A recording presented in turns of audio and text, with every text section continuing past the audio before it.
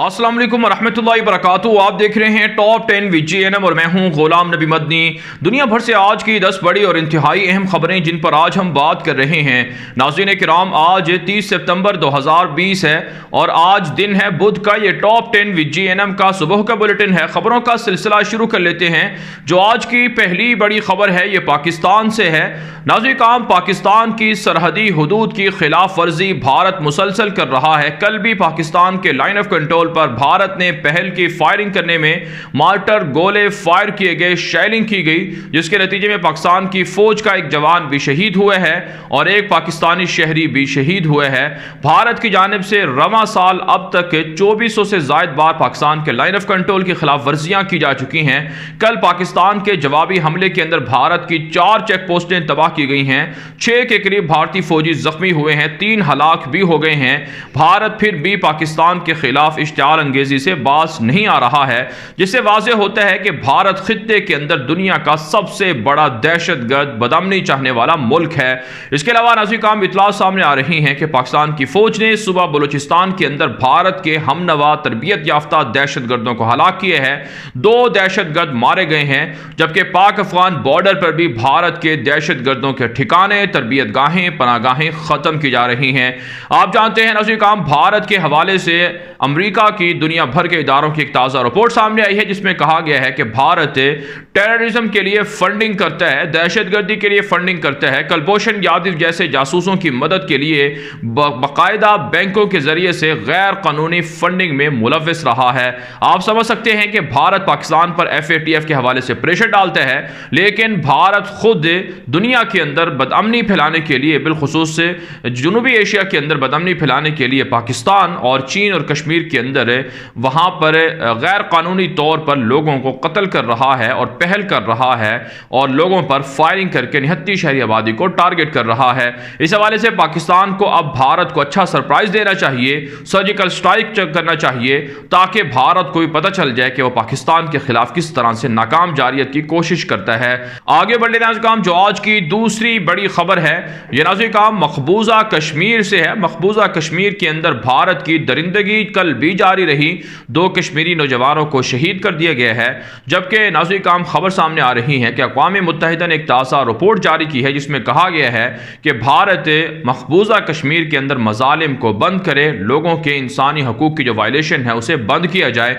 Amnesty international ने report जारी की है कि मोदी की हुकूमत के आने के बाद 50% से ज़ायद मज़ालिम में इजाफा हुआ है, लोगों की मुश्किलात में बढ़ी हैं और मामूलात ज़िंदगी मुतासर हैं और वहाँ पर लोगों को रहन सहन में मुश्किलात का सामना करना पड़ रहा है।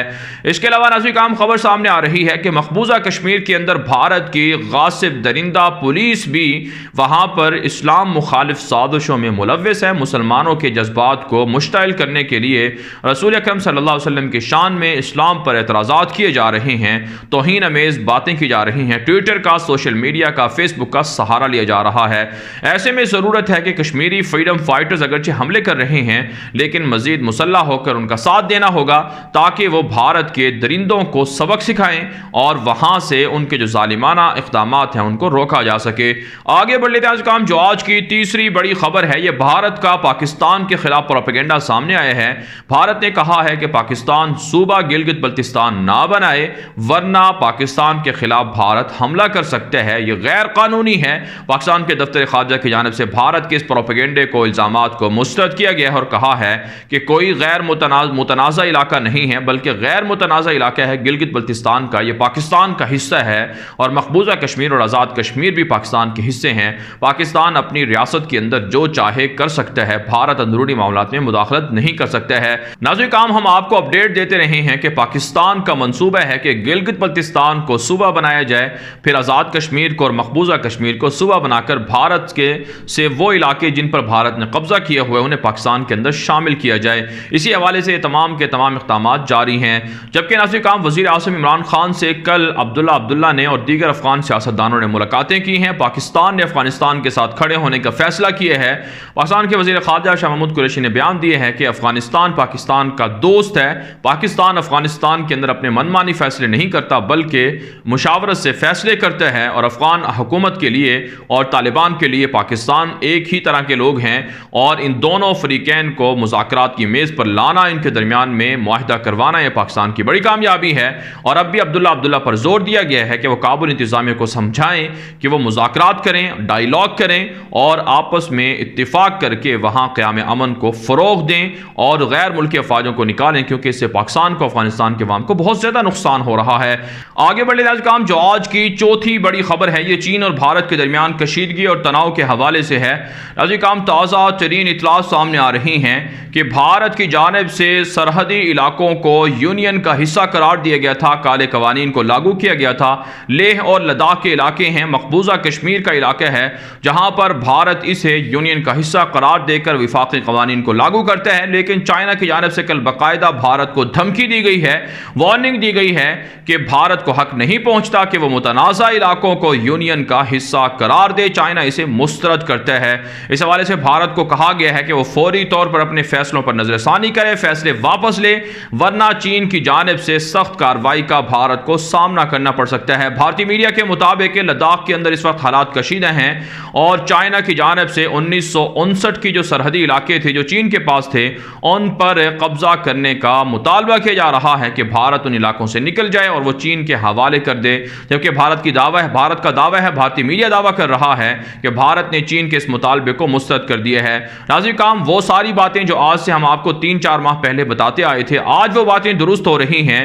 ڈی بی او سیکٹر ہے اور اسی طرح سے پینگونگ جھیل ہے اور ڈوکلام سیکٹر ہے اور دیگر بڑے جو سرحدی علاقے ہیں جہاں پر بہت زیادہ تنازع جاری ہے، وہ اب تک بڑھ چکا ہے اور چائنا بڑے پیمانے پر بھارتی علاقوں میں چیک پوسٹیں، بنکرز، تعمیراتی کام جاری رکھے ہوئے سڑکیں بنا رہا ہے، جس سے آپ سمجھ سکتے ہیں کہ بھارت کتنی پریشانی میں مبتلا ہو چکا ہے۔ بہرحال ناظرین، آگے بڑھ لیتے ہیں جو آج کی 5ویں بڑی خبر ہے۔ یہ ناظرین، بنگلہ دیش اور بھارت کے تعلقات اور بھارت کے اندر کسانوں کی تحریک کے حوالے سے ہے۔ تازہ اطلاعات سامنے آ رہی ہیں کہ بھارت کی سیکیورٹی فوج کی جانب سے جو سرحدی سیکیورٹی فوج ہے اس نے بنگلہ دیشی شہریوں کو تنگ کرنا شروع کر رکھا ہے، سمگلنگ کے نام پر انہیں گرفتار کیا جاتا ہے، انہیں گولیاں مار کر شہید کر دیا جاتا ہے۔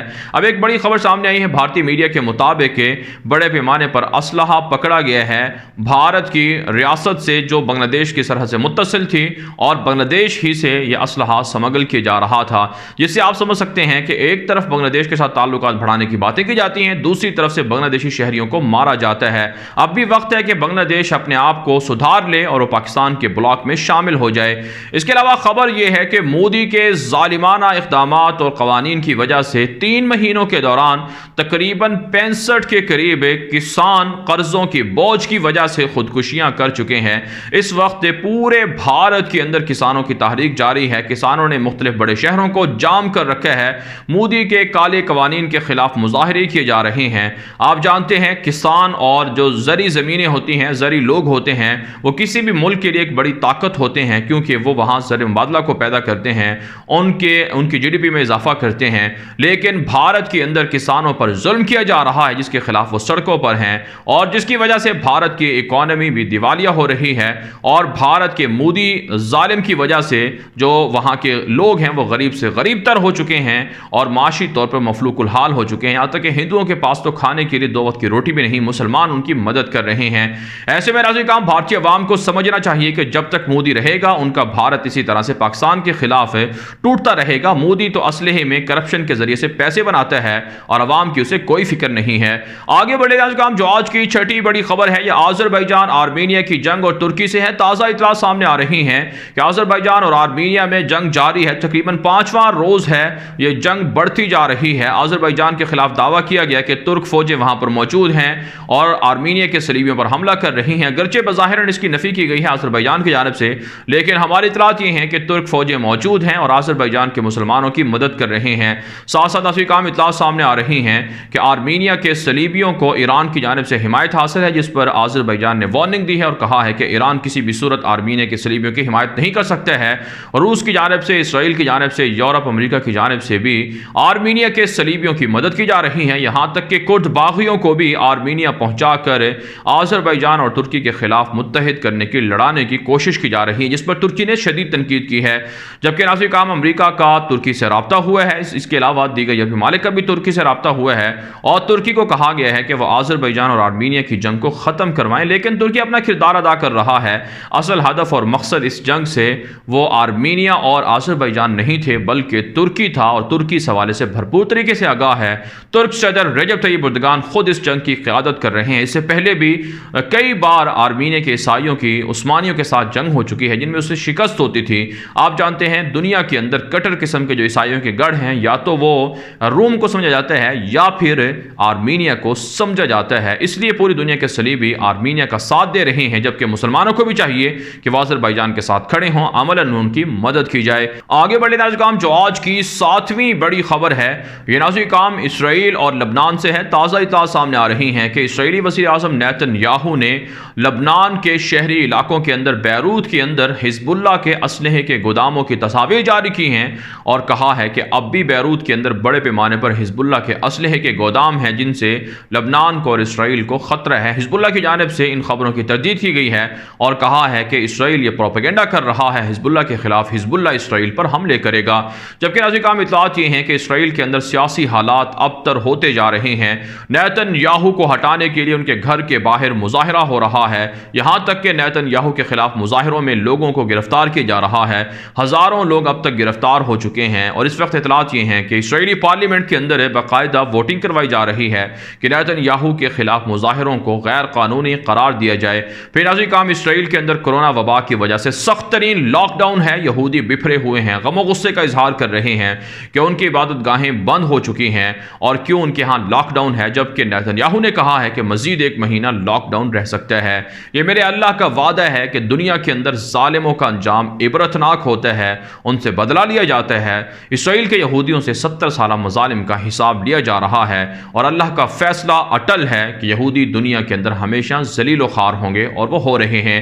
آگے بڑھے ناظرین کام جو آج کی 8ویں بڑی خبر ہے، یہ ترکی کی جانب سے صوبہ سنکیانگ کے مسلمانوں کے حق میں بیان دیا گیا ہے۔ ترکی کی حکومتی جماعت کی جانب سے کہا گیا ہے کہ صوبہ سنکیانگ کے مسلمان ترکی کی حکومتی جماعت جسٹس اینڈ ڈیولپمنٹ پارٹی کے ایجنڈے کا حصہ ہیں۔ ان کی مدد کرنا، ان کی حمایت کرنا، انسانی حقوق کی وائلیشن کے خلاف آواز اٹھانا، اس میں ترکی کی حکومتی جماعت برابر کی شریک ہے، حصہ لے رہی ہے۔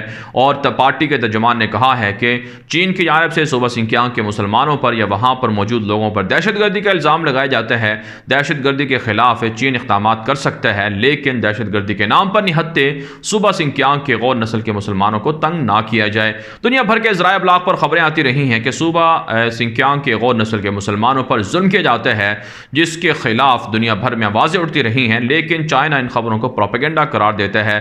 بہرحال ناظرین کام مسلمانوں کو چین کے اندر بسنے والے مسلمانوں کا ساتھ دینا چاہیے اور چینیوں کو بھی سمجھانا چاہیے، ان کو تبلیغ کرنی چاہیے تاکہ وہ اسلام کی طرف مائل ہو سکیں، راغب ہو سکیں۔ آگے بڑھے ناظرین کام جو آج کی 9ویں بڑی خبر ہے، یہ امریکہ سے ہے۔ ناظرین کام امریکی الیکشن میں محض 30 دن باقی رہ گئے ہیں اور آج پہلا مباحثہ ہوا ہے، پہلی ڈیبیٹ ہوئی ہے امریکی صدر ڈونلڈ ٹرمپ اور ان کے مد مقابل جو بائیڈن کے درمیان، اور اس ڈیبیٹ کے اندر تقریباً 1.5 گھنٹہ یہ ڈیبیٹ رہی ہے، جس میں دونوں نے ایک دوسرے پر حملے کیے ہیں، الزامات لگائے ہیں۔ ٹرمپ کی جانب سے جو بائیڈن کو بولنے نہیں دیا گیا ہے۔ آپ جانتے ہیں ٹرمپ کے بارے میں کہا جاتا ہے کہ وہ بچوں کی طرح ہیں اور وہ ضد کرتے ہیں، انا کے حامل ہیں اور وہ من پسند فیصلے کرتے ہیں۔ اس وقت صورتحال اصلی کام یہ ہے کہ جو بائیڈن کے حق میں 48% عوام ووٹ دے رہی ہے، جبکہ ٹرمپ کے حق میں 41% عوام ہے، لیکن نیو یارک ٹائمز نے دعویٰ کیا ہے کہ اگر الیکشن ہوئے اور ٹرمپ کو اپنی ہار نظر آئی تو ٹرمپ وقت سے پہلے اپنی جیت کا اعلان کر سکتے ہیں، اور ٹرمپ پہلے کہہ چکے ہیں کہ اگر وہ ہارے تو وہ اقتدار سے الگ نہیں ہوں گے، جس کے بعد کہا جا رہا ہے کہ امریکہ کے اندر خونی فسادات ہو سکتے ہیں اور جس کی وجہ سے امریکی تاریخ بدترین تباہی سے دوچار ہو سکتی ہے۔ ساتھ ساتھ ناظرین کام اطلاعات سامنے آ رہی ہیں کہ ٹرمپ امریکی افواج کے افغانستان اور عراق سے انخلا کے حامی ہیں، جبکہ پینٹاگون اور ڈیموکریٹ پارٹی کے جو بائیڈن ہیں وہ حامی نہیں ہیں، یعنی دونوں مسلمانوں کے لیے خطرہ ہیں۔ ٹرمپ اس اعتبار سے کہ ٹرمپ اسرائیل کے حامی ہیں، اسرائیل کو فلسطین پر قبضہ کرنے، یہودیوں کا 3rd ٹیمپل بنانے کے حامی ہیں اور اس کے لیے وہ کام کر رہے ہیں، جبکہ ناظرین کام جو بائیڈن اسرائیل کے تو حامی ہے ہی، لیکن اس کے برعکس وہ افغانستان سے امریکی افواج کے انخلا کے بھی خلاف ہیں اور وہ پینٹاگون ان کے بہت قریب ہیں، وہ چاہتے ہیں مسلمان ملکوں پر جاریت ہو اور مسلمان ملکوں پر قبضہ کیا جاتا رہے، اس لیے مسلمانوں کے لیے دونوں ہی مضر ہیں۔ لیکن بہرحال طالبان کی حکومت آنے اور افغانستان سے انخلا کے حوالے سے امریکی صدر سنجیدہ نظر آتے ہیں، جس پر ان کی اور پینٹاگون یعنی فوج کے درمیان اختلافات بھی موجود ہیں۔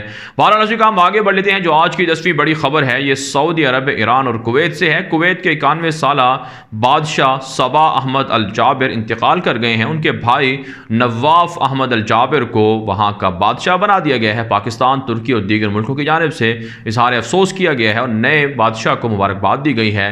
ناظرین آپ جانتے ہیں کویت کے اندر اس وقت اگرچہ چھوٹا سا ملک ہے لیکن پیٹرول سے مالا مال ہے۔ عراق کے ساتھ جنگ شروع کروائی گئی اور اب بھی یہودیوں کے کوشش ہے کہ کویت پر قبضہ کیا جائے اور ان کے ساتھ تعلقات بنائے جائیں۔ دوسری جانب سعودی عرب سے خبر یہ ہے کہ عمرے کو تو بحال کر دیا گیا ہے لیکن عمرہ زائرین کو پابندیاں لگائی گئی ہیں کہ وہ بیت اللہ شریف کے قریب نہیں آ سکتے۔ بیت اللہ شریف کے اندر حجر اسود ہے، اس کو وہ نہ ہاتھ لگا سکتے ہیں، نہ چوم سکتے ہیں اور نہ ہی بیت اللہ کو چومنے کی، ہاتھ لگانے کی کوشش کر سکتے ہیں۔ جبکہ ایران کے صوبہ سیستان بلوچستان سے خبر یہ ہے کہ 3 ایرانی سپاہی پاسداران انقلاب کے فوجی مار ڈالے گئے ہیں اور وہاں پر حالات کشیدہ بتائے جا رہے ہیں۔ بہرحال ناظرین کام دنیا بھر سے تھی آج کی 10 بڑی خبریں۔ ان خبروں کے حوالے سے آپ کی کیا رائے ہے؟ اپنی رائے کامنٹ کے ذریعے سے ضرور ہم تک پہنچائیں۔ مزید خبروں کے لیے آپ ہمارے ٹویٹر اکاؤنٹس دنیا میرے آگے اور غلام نبی مدنی فالو کر سکتے ہیں۔ آج کے لیے اتنا ہی، اجازت دیجیے، اللہ حافظ۔